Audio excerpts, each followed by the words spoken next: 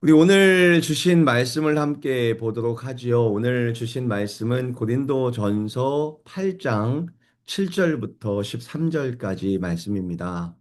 그러나 이 지식은 모든 사람에게 있는 것은 아니므로 어떤 이들은 지금까지 우상 숭배에 대한 습관이 있어 우상의 제물로 알고 먹는 고로 그들의 양심이 약하여지고 더러워지느니라. 음식은 우리를 하나님 앞에 내세우지 못하나니 우리가 먹지 않는다고 해서 더 못 사는 것도 아니고 먹는다고 해서 더 잘 사는 것도 아니니라. 그런즉 너희의 자유가 믿음이 약한 자들에게 걸려 넘어지게 하는 것이 되지 않도록 조심하라. 지식 있는 내가 우상의 집에 앉아 먹는 것을 누구든지 보면 그 믿음이 약한 자들의 양심이 담력을 얻어 우상의 재물을 먹게 되지 않겠느냐? 그러면 내 지식으로 그 믿음이 약한 자가 멸망하나니 그는 그리스도께서 위하여 죽으신 형제라. 이같이 너희가 형제에게 죄를 지어 그 약한 양심을 상하게 하는 것이 곧 그리스도에게 죄를 짓는 것이니라. 그러므로 만일 음식이 내 형제를 실족하게 한다면 나는 영원히 고기를 먹지 아니하여 내 형제를 실족하지 않게 하리라. 아멘. 오늘 말씀의 제목은 나는 할 수 있지만 하지 않겠습니다. 라는 제목으로 정해 봤습니다.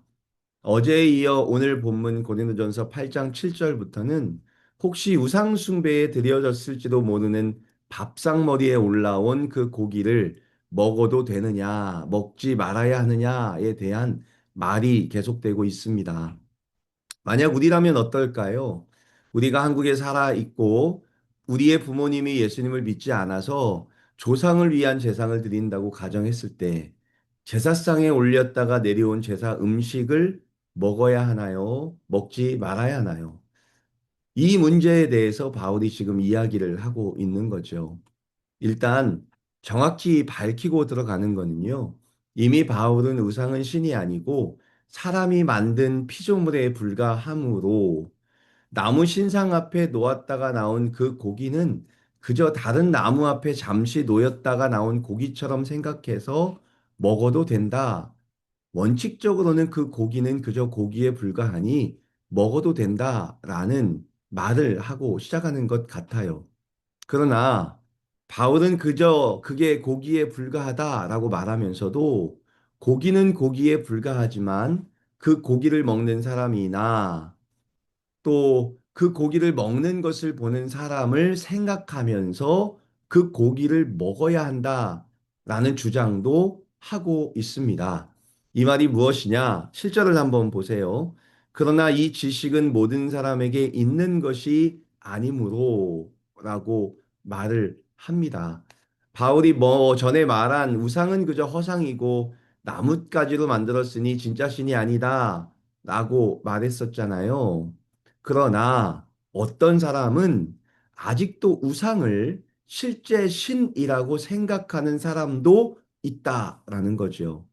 특히나 이제 막 그리스도인이 된 새 신자나 어릴 적에 우상 숭배에 대해서 철저하게 교육을 받으면서 우상이 진짜 있는 신이다라고 교육받은 사람들에게는 아무리 우상이 신이 아니고 나뭇가지에 불과하다라고 말을 해도 그것을 받아들이기가 쉽지 않다는 거죠.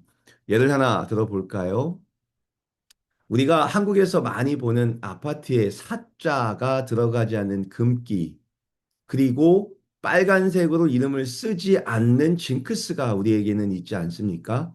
어떤 건물에 가면 엘리베이터에 4층 대신 F라는 것을 적어 놓은 것을 볼 수가 있습니다.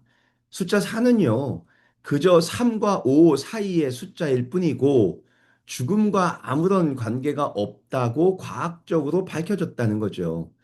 하지만 어릴 적부터 우리는 사는 불길하다라는 소리를 듣고 자란 사람에게 사가 가득한 방에서 잠을 자라고 한다면 아무런 이유 없이 등골이 오싹하거나 불안감을 느끼지는 않을까요? 저는 캐나다에 온 지 10년 차인데요. 아직도 빨간색으로 제 이름을 쓰는 모습을 보면 기분이 나쁩니다. 뭐 빨간색 잉크는 화학 물질의 조합일 뿐이고 특정 색깔로 글자를 쓴다고 해서 사람의 생명이 왔다 갔다 하는 일은 과학적으로 불가능하죠. 그러나 왠지 모르게 빨간색으로 이름을 쓰는 장면을 보면 마음이 불편해요. 이게 바로 어릴 적부터 습득된 정서적 각인이라고 불리는 겁니다. 캐나다에 온 지 10년이 지났어도 해결되지 않은 빨간색 볼펜이라는 고정관념이 아직 남아있는 저의 모습도 보고 있거든요. 이런 일도 한번 생각해 보세요. 평생 우리 부모님으로부터 지금 우리가 드리는 이 제사는 우리 집을 지키는 장독 대신을 위한 거야 라는 교육을 어릴 적부터 부모님께 받아왔다면 예수님을 곧 믿고 새신자가 되었지만 어쩌면 그 제단 앞에 드려졌던 고기가 우상에게 실제적으로 드려졌다 나왔다라는 기분을 없애지는 못할 것 같아요. 그래서 그 고기를 먹는 사람을 보거나 그 고기를 먹으려고 할 때에 양심의 가책이 느껴지는 연약함이 사람들에게 남아 있을 수 있다라는 것을 전제로 한다는 거죠. 그렇다면 이럴 때는 어떻게 해야 할까요? 우상은 우상일 뿐 그저 고기에 불과하니 믿음이 약해서 그거 하나 못 먹냐며 사람들에게 핀잔을 줄 수도 있을 것이고 어쩌면 그 사람의 입에 고기를 한 점 넣어주고 거봐 괜찮지? 죽지 않지? 아무렇지도 않지? 라면서 그 사람을 극복 훈련을 시켜 줄 수도 있을 것 같습니다. 그러나 바울은 이런 상황에 어떻게 하는 것이 그리스도인의 참다운 미덕이다 라고 말을 합니까? 바울은 이런 상황에 맞는 말로 상대방을 굴복시키려고 하지 않고 오히려 9절과 13절을 통해 충격적일 만큼 단호한 해결책을 내놓는 모습을 볼 수 있습니다. 9절을 한번 볼까요? 그런즉 너희의 자유가 믿음이 약한 자들에게 걸려 넘어지게 하는 것이 되지 않도록 조심하라 라고 말을 합니다. 네, 고기는 그저 고기일 뿐이니 먹을 수 있습니다. 고기는 고기일 뿐이라는 완벽한 지식이 있어서 그것을 먹을 수 있는 충분한 자유가 있는 것이 사실입니다. 그러나 그 자유를 기꺼이 타인의 삶을 위해 포기하는 것이 그리스도인의 미덕이다라고 말하는 거죠. 왜냐하면 내가 그 고기를 맛있게 먹는 모습을 통해 누군가에게는 우상숭배를 해도 괜찮다라는 오해를 줄 수도 있기 때문입니다. 지금 고기 하나를 두고 하는 말 같지만 실은 아직 연약한 사람은 고기를 먹는 것이 곧 우상숭배다라는 생각을 가지고 있을 수 있고 그뿐만 아니라 우상을 섬길 때 하는 음행과 우상을 섬길 때 하는 일탈 행동도 괜찮은 거겠지라고 확대 해석할 가능성을 배제할 수 없다는 거죠.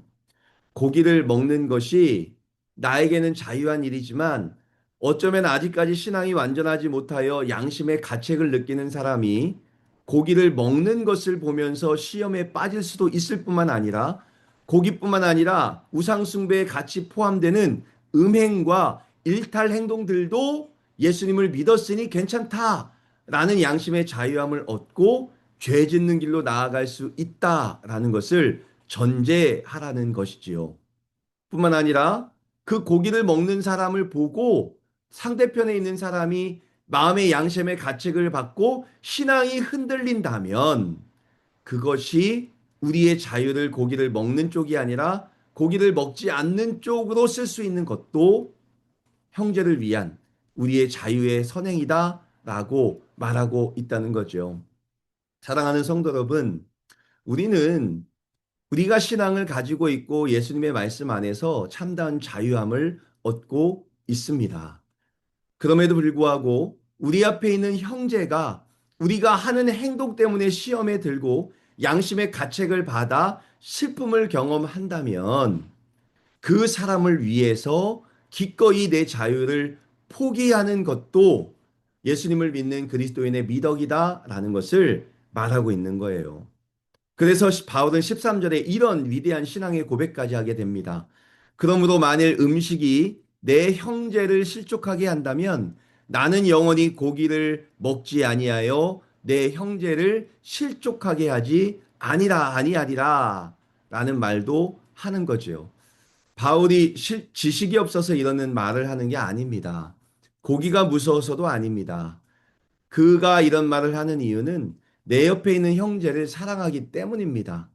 그 형제의 연약한 양심을 보호하기 위해 나의 정당한 권리를 스스로 내려놓을 수 있다라는 것을 선택하는 것이죠. 그가 알고 있는 예수 그리스도를 아는 지식보다 사랑을 선택하는 삶을 사는 것이 그리스도인의 참다운 삶이다라는 것을 너무도 크게 말하고 있는 것이죠. 사랑하는 성도 여러분, 저는 한 가지를 말하려고 합니다. 바울이 왜 이런 선택을 했을까라고 고민해 봤을 때 바울은 교회와 성도들을 볼 때 개인이 아니라 예수 그리스도께서 주신 은사를 가진 하나의 몸으로 이해했기 때문이다라고 생각하고 싶어요.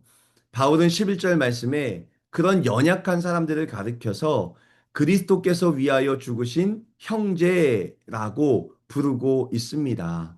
내가 무심코 누리는 자유 때문에 상처받은 그 사람이 사실은 예수님이 목숨을 바쳐 살려낸 소중한 존재라고 말하는 거죠.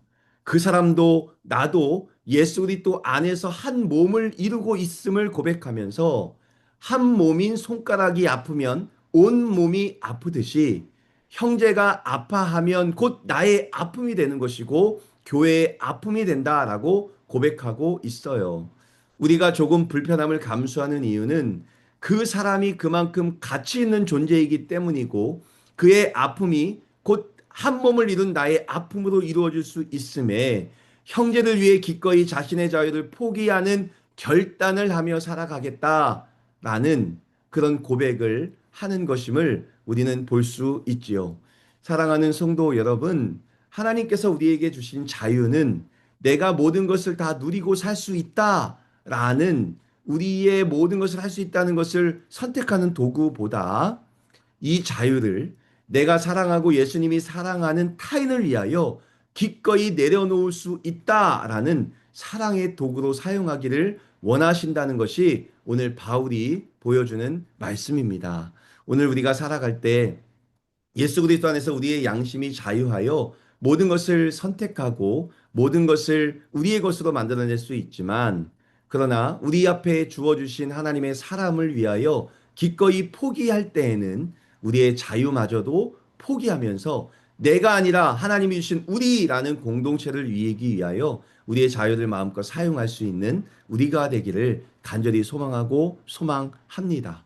지식보다 사랑을 선택하여 우리가 속한 공동체 안에 실족하는 이가 하나도 없는 아름다운 교회, 아름다운 사랑의 공동체를 함께 만들어가는 저와 여러분이 되시기를 예수 그리스도의 이름으로 축복합니다.